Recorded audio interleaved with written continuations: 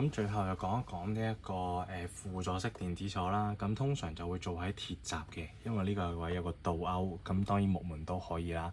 不過因為太細個啦，所以佢冇一個位係擺後備鎖匙嘅。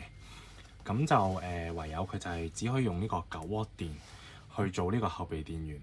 咁就9W電冇分正負啦，揾翻呢兩個金屬接嘴，跟住隻手要定啲，因為細呢啲輔助式電子鎖呢，嗰個接觸點比較細嘅，咁你要掂落去。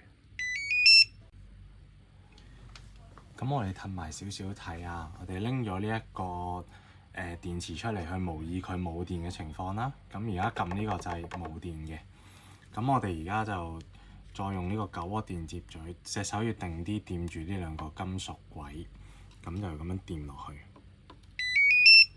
等佢着翻，摸着個 mon， 撳你個密碼，咁佢會解鎖翻嘅。係啊，解鎖翻就拱門入去，快啲換翻啲電啦。係啦，咁因為其實都係後備方案嘅啫，你見離開咗個電之後呢，就唔會有反應嘅。